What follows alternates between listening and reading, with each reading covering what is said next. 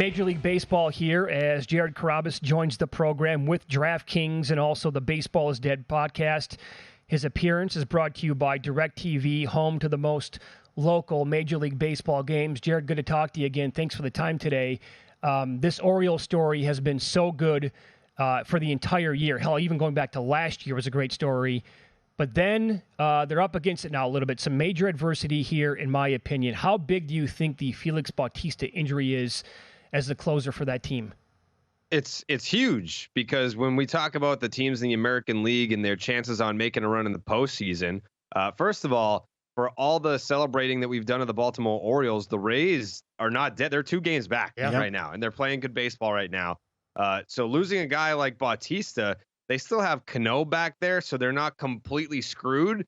But at the end of the day, their lineup and their bullpen has carried them to this point. Their rotation is nothing to write home about. So if you're talking about outlasting the Tampa Bay Rays to win the division or going on a run in the postseason, it's one of the, outside of maybe Adley Rutschman and Gunnar Henderson, guys like that, one of the biggest injuries that they couldn't afford to have. Yeah, well said. I also staying with that theme, with free agency around the corner, how much money do you think this could cost Ohtani and maybe take out a bidding war for him with his injury? $100 million, 200. I mean, if the number, it depends on what you forecasted him to make.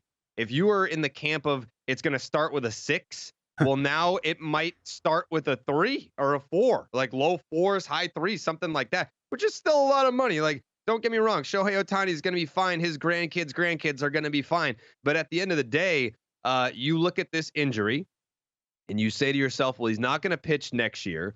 When he comes back, do we have the conversation of should he transition to maybe a reliever type role?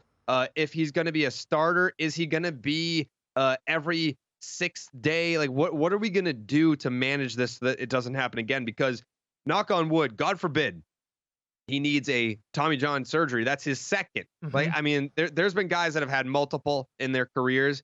It is not an easy thing to come back from once, never mind twice. And it's such unfortunate timing because when he joins a new team, let's just say it is a new team, because now my other theory is that this injury increases the odds of him coming back to the Angels. Like, I feel like it's like, all right, you're going to pay me to rehab here? Fine, I'll take a short-term deal to rehab here and I'll figure it out. But at the end of the day, yeah, I think that this is something that's going to cost him maybe $200 million. I don't disagree. Crazy. Any chance, would you buy into the idea of Shohei coming back as a closer? I don't know if I would slap that role on him right away because it's high leverage, right? Like, I know back-to-back, if you're going to be paying a guy big money to be a closer, I need to see back-to-back days out of you. I need to see 3 out of 4 out of you, especially if you're going to go to a contender. And what other team would spend that kind of money on a Shohei Ohtani other than a team that's looking to win and looking to win right now? So, yeah, I don't know. I feel like that wouldn't also fit what would be put him in the best position to succeed. Mm-hmm. Jared, so many of these races are just outstanding, including the American League Wild Card and the American League West. We kind of saw a run coming from Seattle because the schedule was so easy. It was set up for them to actually, I didn't think they were going to manage it like this because they've been like the talk of baseball now for 2 weeks. But we did not see this collapse coming from the Rangers. How shocked are you by what's going on with this team? Very. Yeah. I mean, I had them going the distance once, probably around like mid-May. I kind of bought into the Texas Rangers and what they had going on. I still don't think that they're dead. I think it's just, my stance on the AL West right now is I think we all expected Seattle to get hot at some point. They were wildly underperforming in the first half of this season and into the second half. Texas was a team that we thought they were going to be good this year. Maybe not this good. So maybe this is them coming back down to earth a little bit. But the team that no one's talking about for whatever reason is the Houston Astros. The Mariners had to get hot to get into first place.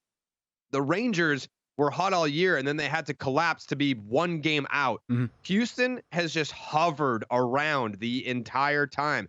They never had this period where they got red hot and jumped up. They never had this collapse where they fell off.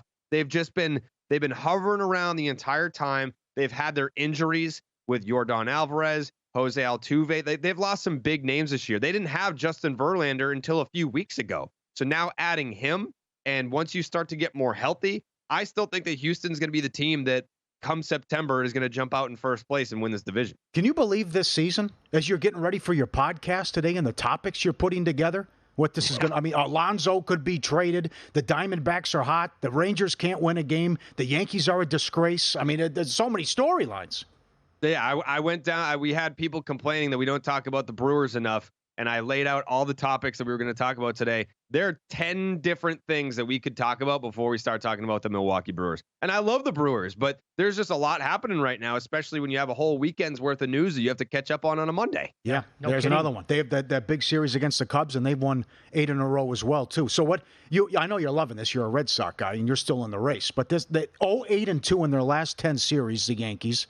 They've been held to 4 hits or fewer 23 times, and it looks like the streak's going to come to an end. 30 consecutive winning seasons, and I don't think it's going to get any better with Cashman next year.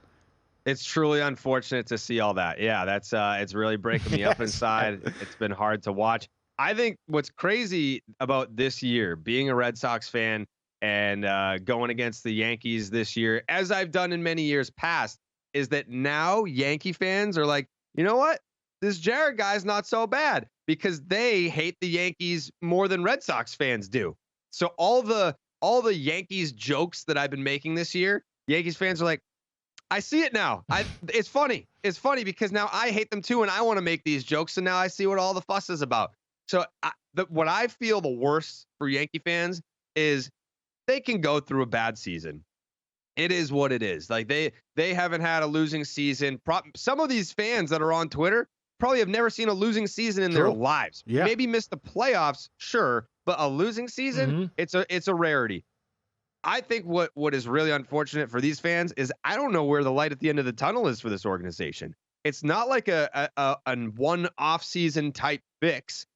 If they sign one, they're not signing Shohei Ohtani. And back then, that was something that would boost your odds exponentially. Now, I mean, he's not going to pitch for you, so he's just going to be a DH. Right. The Yankees have plenty of DHs on bad contracts. So I don't know what their off-season plan is, but it would not shock me at all if next year Boone is back and Cashman's back. Yeah. Oh my God. Well, that's like the biggest selling point to you then. I mean, if Cashman has like this lifetime contract, nothing could be sweeter than that. Oh yeah, no. I mean, keep pushing those buttons. It's really working out. I'll give you another one, by the way. Don't look now at DraftKings. Mookie Betts is favored to win the National League MVP. He was 11-1 at one book last week. Yeah, I saw that. That's also on the list of topics, is that Mookie Betts has leapfrogged Ronald Acuna Jr. for the National League MVP favorite. And he deserves it. I feel like, Ronnie is having a special season. If he goes 30-60, that's going to be very special. But what Mookie Betts is doing, I mean, he's playing right field. He's playing second base. They even put him at shortstop. He's the hottest hitter in baseball this month. But everyone wants to keep saying, oh, he's having a hot month. He's having a hot month because he's hitting over 500 this month. You go back to like mid-May, and he's one of the hottest hitters in baseball. Yeah. And you put him in the lineup with Freddie Freeman. That's honestly, I think Freddie Freeman, if Mookie Betts goes on to win the MVP, Freddie Freeman deserves a Rolex or whatever Mookie's going to throw his way, because we just saw it at Fenway. The Mookie Betts Freddie Freeman 1-2 combo is so deadly, because if you look at Freddie Freeman's numbers against lefties, he's like the second or third best hitter in baseball against. You can't pitch around Mookie, because then you got Freddie. So those two dudes, the Dodgers are being slept on. I feel like a lot of people, and rightfully so, they love the Atlanta Braves. It's a relentless lineup, but don't sleep on those Dodgers and Mookie Betts having maybe the second best year of his entire career this year. There you go. Jared Carabas. The podcast is called Baseball is Dead, brought to you by DirecTV. Thanks so much for the time today, man. We love talking to you. Thank you, guys. Let's do it again soon. Yep. Great job. Good. DirecTV, home to the most local Major League Baseball games. Visit VSiN.com to get current odds, listen for free, find showtimes, and download VSiN sports betting podcasts.